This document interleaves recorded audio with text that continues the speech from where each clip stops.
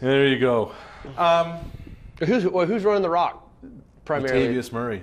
And then that's right. You got the Tate train. Then they drafted Dalvin Cook from Florida State. Yeah, you got Dalvin Cook. That's good. Yeah.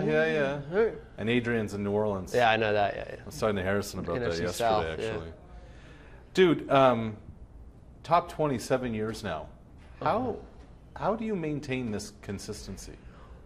Oh, that's a good question. I don't know. I mean, I guess the first time I finished the year inside the top 20, I guess I liked how that felt and knew what it took and knew everything that I did to put in throughout the course of that year to finish, inside the top 20. And I just kept doing that. I'm a guy who likes to keep his routines. I know what works for me. And I think most importantly, I take care of myself very well.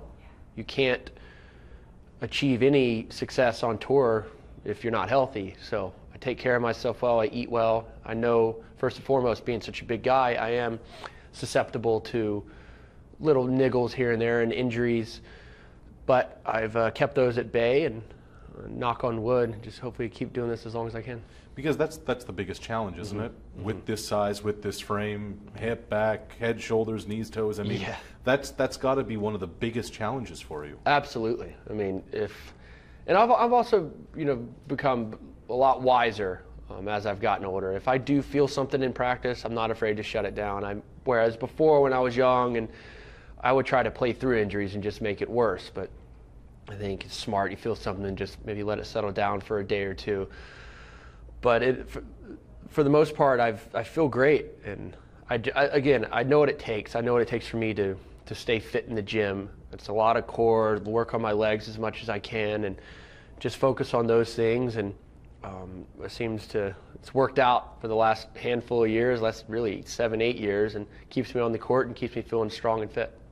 I remember last year when we talked, you said, I didn't set performance goals for 2016, nothing numerical, rankings-wise, whatever. Is that the case still? Yeah. It is. I think sometimes for me, I don't like to set performance goals. I just like to, it's cliche, focus on the process and not really the results. And a lot of times when I've gotten ahead of myself or either looked ahead in the draw or, wondered what it would be like to play this big guy on center court and this big of a match, things seem to not go my way. So just taking it really one at a time, again, very cliche, but just focus on the process as much as I can and know that everything else will take care of itself. Gotcha. You tired of these Zverev guys this year? It just seems like every other tournament you're facing them. And then not only that, I train with them too. So they're been a thorn in my side a bit this year. Had 2 especially tough losses, had match points on both of them. But look, those guys are good, and Sasha is obviously a otherworldly talent, and Misha, it's very good to see him have a renaissance in his career. He's fought through some injuries, but they're very good, in my opinion, to train with. For me, keeps me a little bit younger and working harder. Gotcha. John, what is it about this time of year, man? It just seems like it's your wheelhouse, going back home to Atlanta, and it just starts to roll for you. What is it about the Hardcourt season, this season, that just brings out the best in you?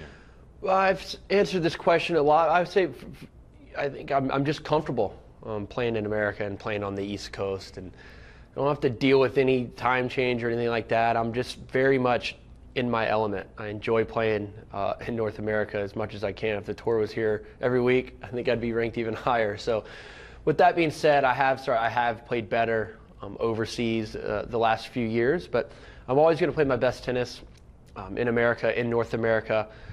And on top of that, it's a surface that I like. It's a surface I grew up playing on, so I'm very comfortable playing on hard courts, and it's just a very good recipe for me. The loss to Duty, afterwards you said, look, I'm real disappointed, but the quote that kind of I took away from it, you said, a lot of this is between the years, I didn't go for it. Was that just that day, or had there been some things kind of on your mind? It was especially that day, but I think that was the boiling point. I think that day it was sort of reached its maximum in that match. I had countless opportunities to win it, and I just started maybe thinking about, oh, if this is it, this is the point, and putting so much pressure on that point and not allowing myself to play, not being able to free up.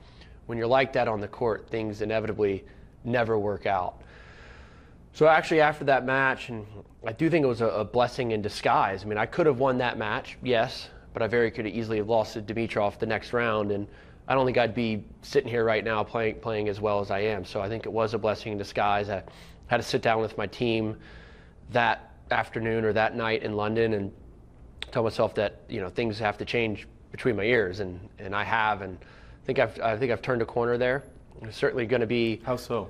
Well, I've just going for it again, just recognizing my opportunities and just treating it as any other point, and treating it as a point on my serve, which I'm actually very comfortable doing, but just going for my shots, playing aggressively, and believing that will work out. But if it doesn't work out, that's fine. I want to walk off the court, whether I win or whether I lose, knowing that I played the right way, because I'm not going to play great every time. And if I can do that, the next time I lose a match, which could be this week, that could very well happen. I just want to walk off the court knowing that I did the right things, and that was not the feeling at Wimbledon. Because you were saying in Queens and Eastbourne, you said it just didn't feel comfortable with serve and volleying. Mm-hmm. Was that kind of the lead up to the what you were talking about right there? Yeah, I just I wasn't that comfortable with it, and maybe I think I wasn't fully committed to it really in the back of my head, and that changed a little bit. I played a tournament in Newport on grass. It's grass, but it's a different surface. But served and volleyed primarily there, and that worked out. And served and volleyed a lot in Atlanta. I won't serve and volley all the time on hard courts, but I'm doing it more, and I think it's paying off. The ball toss you've always talked about being a point of emphasis. That's still the case? Yes, absolutely. It's something you don't want to overthink, but when I'm getting my ball toss in the right spot, any player will tell you this, your serve does become better, especially me. I think if my toss is in the right spot, I can hit the tee, the body, the wide, and not give it away at all. So it's very important. It's very small margins, and it's important for me. So what's critical for that toss for you? I think just repetition, and just getting in a groove with it, really. And there's sometimes you feel like your ball toss is a little bit off, left, right, behind you, in front of you. And sometimes you're feeling good throughout a match and you know it's going to be right in that perfect spot. Just finally, with slams this year, do you almost feel snake-bitten with tiebreakers? You know, it just seems it doesn't go your way. Misha in the fifth set. Yeah, no, I don't feel snake-bitten at all. I think the results of these tough, I guess, slam losses this year are the results of me not doing the right things. So you definitely make your own luck on tour. There's absolutely no excuses. I mean, the close matches I've lost this year and the year before, I think in large part were due to me not doing the right things. So it's not that much about luck at all. It might look on paper, oh, I was unlucky, but that's not the case. You have to go out there and, of course, put yourself in the right position and then go after that and attack it.